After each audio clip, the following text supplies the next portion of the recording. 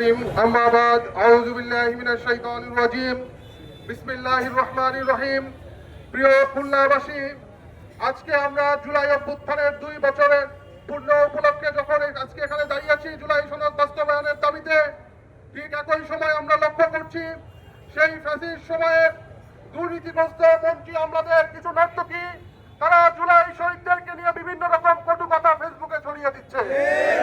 আমরা আজকে জুলাই অভ্যুত্থানের 2 বছর পূর্তিতে এখানে দাঁড়িয়ে জুলাই সনদ বাস্তবায়নের জন্য বিক্ষোভ সমাবেশ করবো, এর জন্য আন্দোলনের মাঠে নামছিলাম না। আমরা বলতে চাই আমাদের প্রশাসনের ঘটটি মেরে থাকা আওয়ামী দোসররা, আপনারা যদি যারা কোনো জুলাই অভ্যুত্থানের অংশগ্রহণকারী সহ আটককারী শহীদদের নিয়ে যারা কটূক্তি করছে তাদের বিপক্ষে যথাযথ পদক্ষেপ নিতে না পারেন তাহলে আপনাদের বিপক্ষে আমরা রাজপথে নামতে বাধ্য হব। আমরা এই সমাবেশ থেকে খুলনার আবহাওয়া জনতাকে জানিয়ে দিতে চাই, আপনারা আন্দোলনের সাথে সমর্থনের একটু কণ্ঠ দিয়ে রাজপথে নেমে আসুন। জুলাই সনদ বাস্তবায়নের জন্য অনতিবিলম্বে আমরা রাজপথে দাবি আদায়ের জন্য কাঁধে কাঁধ নেমে রাস্তায় নেমে পড়ুন। জনগণের দাবি আদায়ের জন্য আপনারা যেভাবে জুলাই অভ্যুত্থানে শরিক হয়েছিলেন আমাদের সাথে শরিক হন। এই বলে আমি আমার সংক্ষিপ্ত বক্তব্য এখানে শেষ করছি। আসসালামু আলাইকুম রহমতুল্লাহ।